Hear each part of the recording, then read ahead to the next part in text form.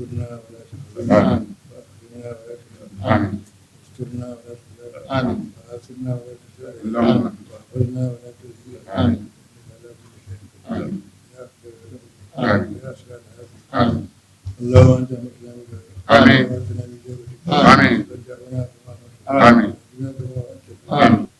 book that I wrote with him is called the Quranic Formula for World Economic Development.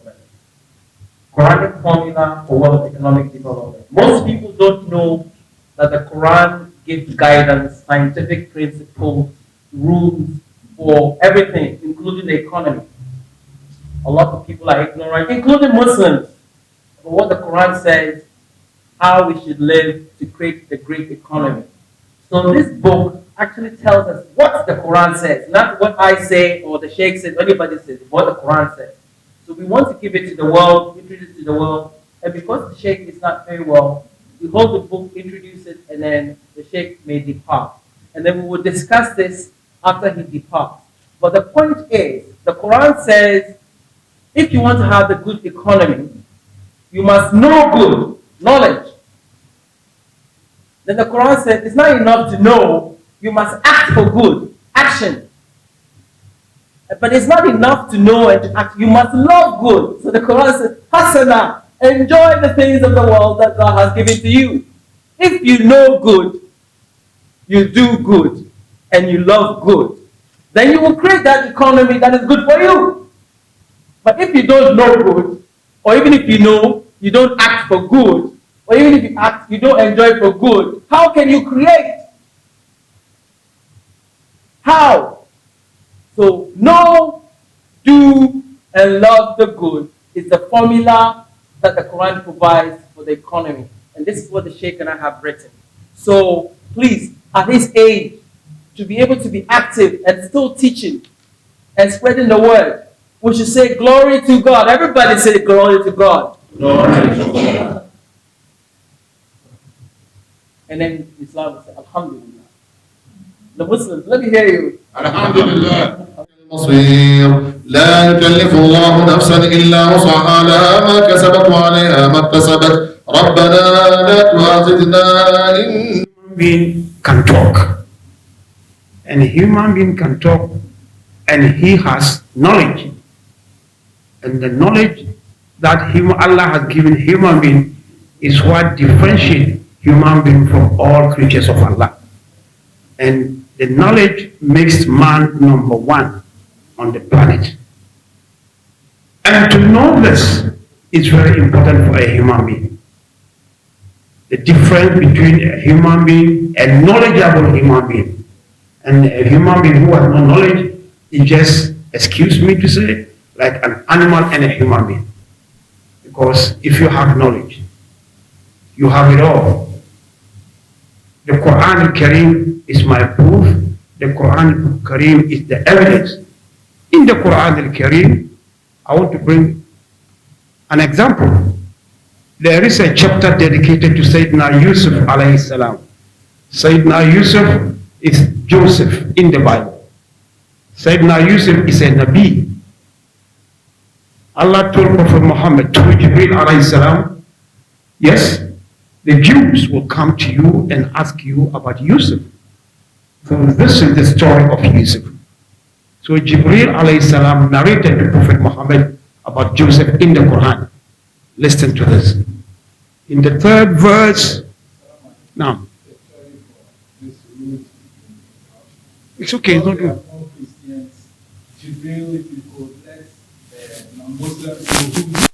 Oh, Jibreel, angel, Jibreel, yes. Is it okay? Came to Prophet Muhammad from Allah. Said the Jews will come and ask you about Joseph. So explain to them. This brought the chapter in the Quran dedicated to Sayyidina Yusuf. In the 10th verse of this chapter, Allah told Prophet Muhammad, "Nahnu naqussu alayka ahsan al-qasas." That is the 10th verse of the chapter. We are going to transmit to you the best of all stories.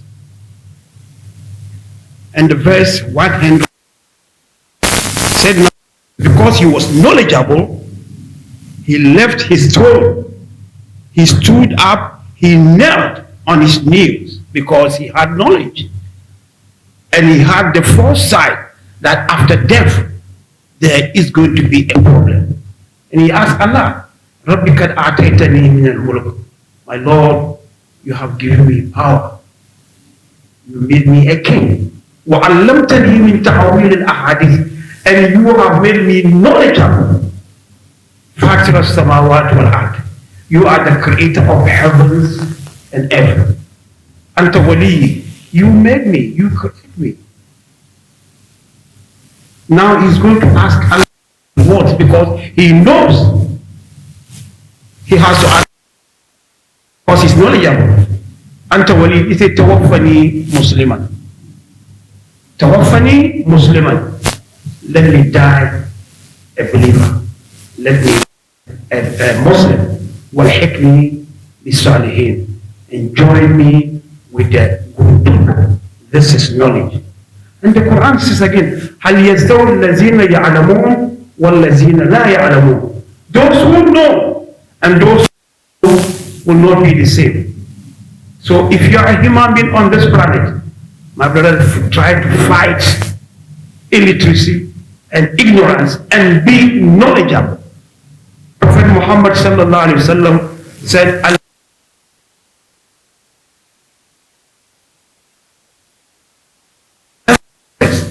and the Sahabi said, Man arada dunya, if you want to acquire and be a leader in this world, فَعَلَيْكَ بِالْإِلْمِ. Seek for knowledge. وَمَنْ أَرَادَ الْآخِرَةِ. No, if you want to acquire the hereafter, you want to get al-Jannah, فَعَلَيْكَ بِالْإِلْمِ. وَمَنْ أَرَادَ الدُّنْيَا وَالْآخِرَةِ. If you want to get both dunya and akhirah, فَعَلَيْكَ بِالْإِلْمِ. Seek knowledge. So, ibadallah, seeking knowledge is very important for every human being. And the Quran says again, تعاونوا على البر والتقوى ولا تعاونوا على الإثم والعدوان. Come together collectively and fight against what? Against illiteracy. Be knowledgeable. Stand firm because you are the representative of Allah on this planet. Allah created human beings and among them five. Nuhu, Musa, Muhammad, but all of them, and they are all knowledgeable. Allah gave them knowledge to be in this world and in Ulul Azm are the five Anbiya wal Mursaleen of Allah on this planet. So, ibadallah, I am saying this, there are three things in this world. With knowledge, you can get them.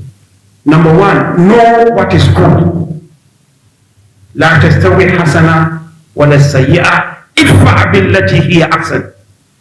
Good and evil are not the same. But try to protect yourself and defend yourself with the good, so that it will help you keep away evil. فَإِذَا الَّذِي بَيْنَكَ وَبَيْنَهُ عَدَاوَةٌ. With the knowledge, when somebody is even an enemy coming to you, with the knowledge you know this is an enemy, and you can protect yourself. وَمَا يُلَقَّاهَا إِلَّا الَّذِينَ صَبَرُوا وَمَا يُلَقَّاهَا إِلَّا ذُو حَظٍّ عَظِيمٍ. And no one can be able to sustain this except he who has patience and endurance, that he can be patient and endure all the calamities and the challenges of this world. So, ibadallah, man arada dunya fa'alayhi bil ilm, wa man arada al-akhirah fa'alayhi bil ilm, wa man arada dunya wal akhirah fa'alayhi bil ilm. Hadha wa assalamu alaykum wa rahmatullahi ta'ala. In the book, we talk about three things. One is knowledge of the good. When you know what is good, you know because you study, you reflect, you think, you infer. So the process of knowing the good is a process of science, and it's truth, it's facts. It's being organized.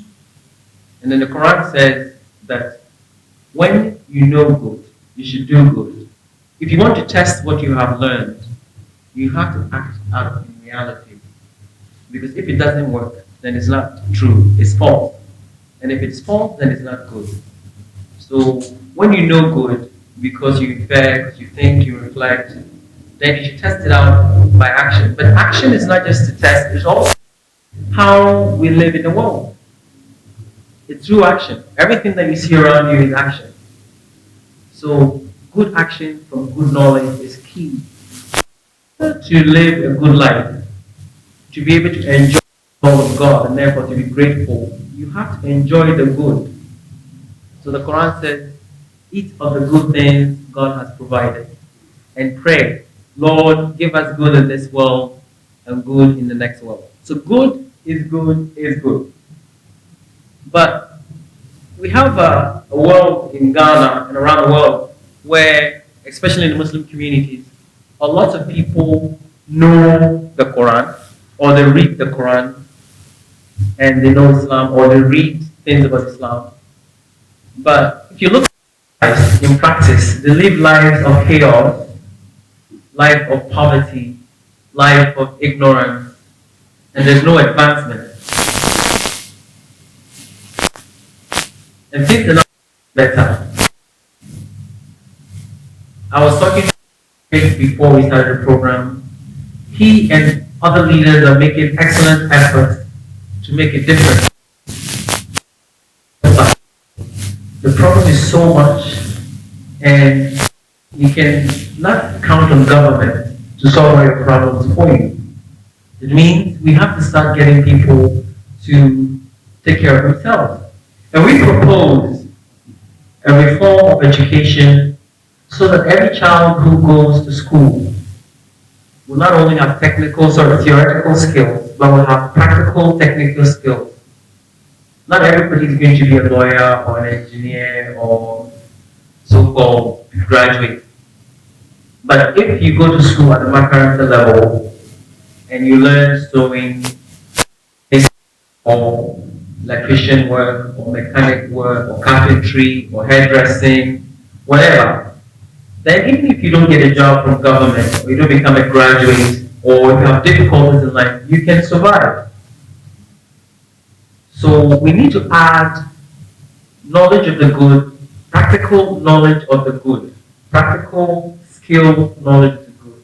Skills development is part of what we are advocating at every Makaranta level. The Sheikh was saying to me what they've been preaching in the Hadith. So skill development had not been part.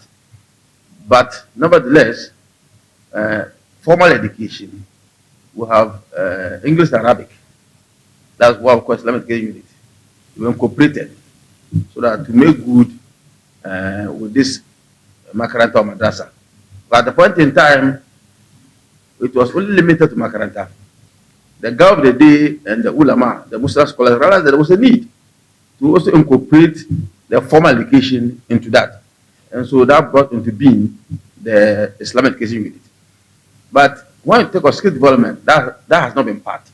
So it is maybe something we should think of. So that every day, it should not be limited to only formal education, preparing them for higher education, universities, and the other tertiary institutions. But that trade, handiwork, is a shoemaker, electrician, mason, better level manpower. That's also needed. So it is something we'll discuss and see the way forward, how to implement it for the good of all. Also said that my people perish for want of knowledge, and knowledge is the for want of wisdom, and wisdom is the byproduct of knowledge. It is knowledge that is sustaining the world. If not for knowledge, science and technology would not have come into being. In the past, if you wanted to announce, a discourse like this to the generality of people, you need to use talking drums. But because of the advent of technology and science, we now have the social media, the broadcasting, and other means of communication which we can use to advertise a program of this nature. That tells you the importance of knowledge. And then even for leadership, if the leadership lack knowledge, the progress and development of the people will be retarded. That is why the leaders have to have knowledge. We talk about the policies of governance. The importance of governance is to ensure that the people progress and develop. And if the leadership lack knowledge, how will they come up with good policies? Girl child education, farming for food and jobs and all that come as a result of knowledge. That is why we always constantly talk about knowledge, knowledge, knowledge. That is why in the Holy Quran it is said that you should seek knowledge, even if it's in China. I was told that those days China was the remotest part of the world. So the Quran has enjoined us to seek knowledge. And the denotative interpretation of that is to seek knowledge in every form of human endeavor, be it in astronomy, astrology, even theater, all aspects of human endeavor. You have to continuously seek knowledge so that there will be an advancement. And if there's an advancement, we'll not be talking about suffering. The Almighty Allah created human beings not to come and suffer. Hence, He enjoined us to do knowledge, know knowledge, and then act knowledge. So the reason that of the book that has been launched today is that we must seek knowledge in order to make the humankind enjoy life. I had many interactions with the Sheikh, the National Chief Imam, and we discussed the problems of the Muslim communities and Ghanaians as a whole. And problems of the economy, everybody knows what we have in Ghana, Africa, and around the world. So we decided that we want people to know what the Quran says about the problem. What is the problem with the solution? There are many solutions, but this is the Quranic solution, which we believe is the best solution. Because the Quranic solution focuses on a creative man, a good man, a disciplined, organized, active man, working cooperatively, competitively with his peers. And that is the way forward. So this is the best solution from the Quran, and that's why we wrote the book. إنك أنت الوهاب ربنا إننا سمعنا مناديا ينادي للإيمان أن آمنوا بربكم فآمنا ربنا فاغفر لنا ذنوبنا وكفر عنا سيئاتنا وتوفنا مع الأبرار ربنا وآتنا ما وعدتنا على رسلك ولا تخزنا يوم القيامة إنك لا تخلف الميعاد سبحان ربك رب العزة عما يصفون والسلام على المرسلين والحمد لله رب العالمين.